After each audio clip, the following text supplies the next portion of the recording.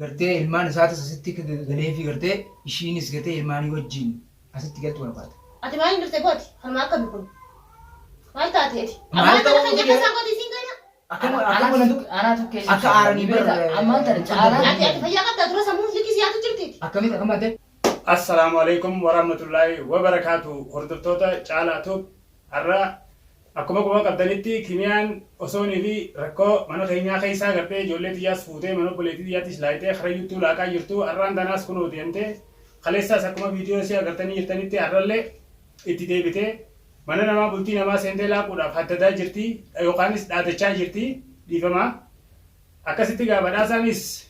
akkuma onlaayinii irratti harkatti akkuma dheengadda oguu addaan gaanee gartee dhiifama olii goonee adda ba'an irra walii gallee yoonii fi odeeffannoo haaree dhageesse quba qabaachise anis gartee yoonii waan haaree dhage siin quba qabaachisaa waliin jennee addaan kaane sanitti abdoonis kunoo ni jira nu hundinuu ni jirra aynabuunis ni jirti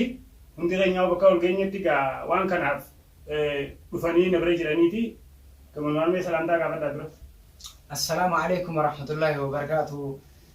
Jirtu hordoftoonni Caalaatu akkuma gartee saayimni keenya jeetti ni jirra hunoo walitti dachanee jirra isaanis gartee obboleessa warra Caalaatiin waan haaraa gartee yoo dhageesse nu beeksisii jechaanii turre akkasumatti walitti dachanee salaamtaa gaafadhaas.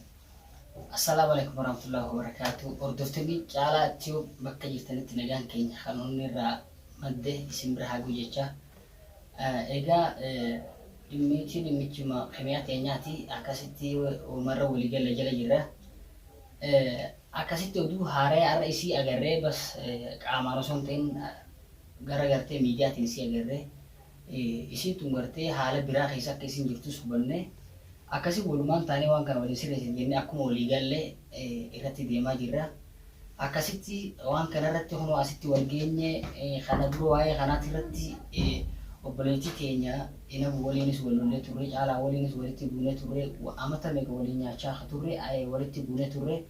akkasitti dhimma kana akkasitti argatte Caalaan faanis fa'amanii waan jalaa deebi'anii turaniif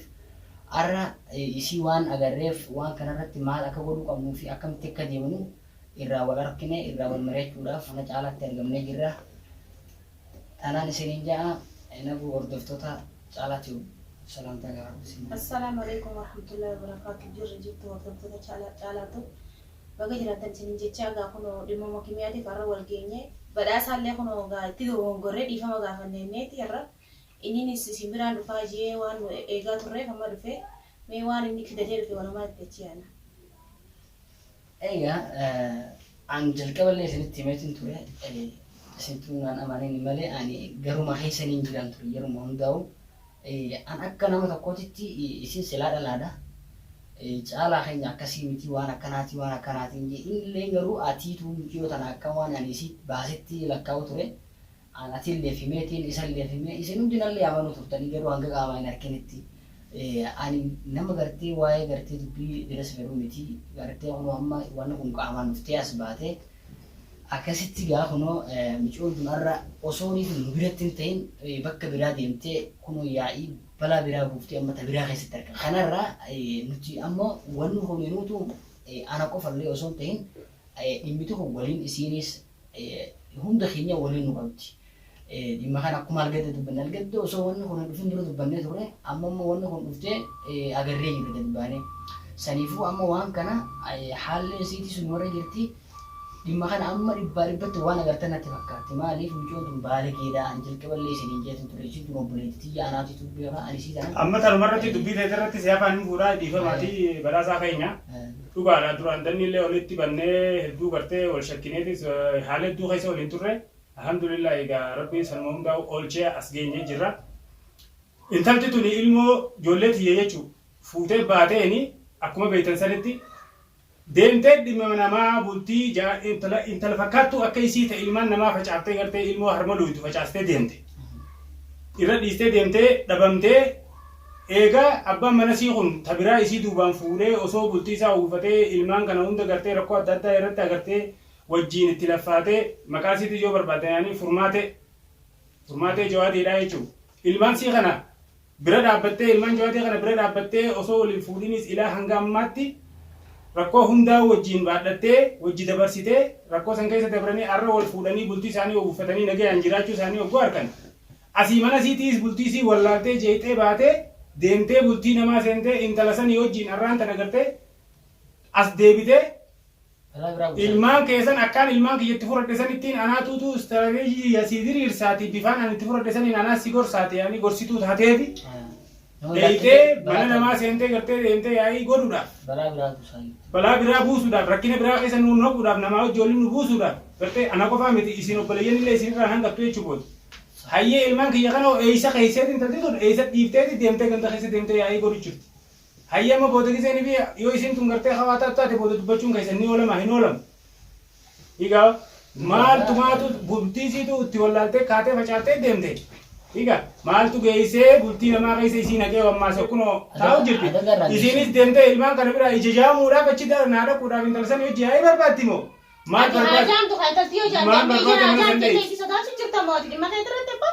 rakkina agartee ilmaan kiyya akka kophaa faffacaanis yoo baasisu jira moo isiidhaa ijanarraa dhaabettee cinqamu jirti.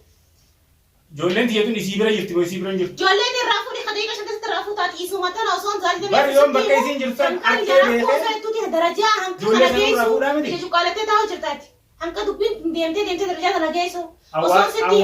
obbala isa kanas isii dogongorsise osoo siin jiru nama biraallee dogongora nayti ka biraallee ammas xiyyaan tun qabadhu taa'inati. Ni beekta. Kanaafuu duuba isin amma inni amma furmaanni isaa maali inni yaanni isaa amma akkamittiin isii balaa kana keessa ol fadaadha haa ijaa miti qalbii isii dhaamstoon isiin ga'een jirtu bakka kanatti ni beekta ina buteenya bas isiin tun silaa hiikamtee inni jechuudha ifirraa baase malee kun nama dhibbiyaanii samma fuusuuf hin deema isiin afeeraa aduusa isaanii jirtan inshaallah sanitti dhufna inni obboleessa kan silaa fuudhaa si jira zaatana nama ta fuudhaa kasin jiru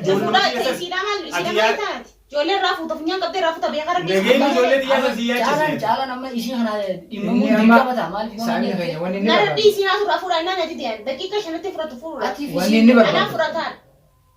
garte ilman saat sasitti galee fi garte ishiinis garte ilmani wajjin asitti galtu wala baata ati maal ndirte gooti hama akka bikun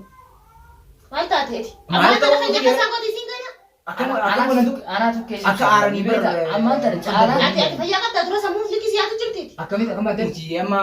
ani mana raabee kun dabee malee bizamaa hin aaree jira kanaafuu nuti amma akka keenyatti akka gartee ilmaanii fi wanti hundatti deebitu barbaadna ijoolleen tun akkamiin mana deebiti intalti tun ijoolleen daqiiqaa namatti fudhatu tariiqa karaa kiyyaa hin osoo ijoollee tana bakka keessa achitti ammaati itti jaamtee bakka isaan jiran san osoo hin beekne oguu isii waa taate ilmaan kiyya kun rakkatee moo achitti beelaa fi rakkoo adda addaa ta'e irra bu'amuun bu'an waa meeqa absaa birman hayyee dubbiin san yoo ilmaan kiyya san waa ta'an nani hangatti dhaqee seene moon seen akkamitti isiin haganiinatti dirqama sirraa qabdi maaliif soorni hin asitti ni sokkiteetti ilaalama malee fakkeenyaaf silaa hiittee firraatti baattee ilmaan amma inni afaan kamiin isiin tun jaartiiti jeesee ganda sandaqee mushaakila isiitii fi baastis yaama waa'ee jaartii irra jaartii jechaa wanni isa tawaa'ee gartee jaartiitillee itti deebina isii tana takka ammoo ilmaan jechuun waan dirqama beekadhu ilmaan jechuun baru kun wanta takka waan hin ulfaanne takka bara kanaaf waan hin ulfaanne malee daqiiqa shan keessa dhaqee irraa fudhachuu danda'a ilmaan isaa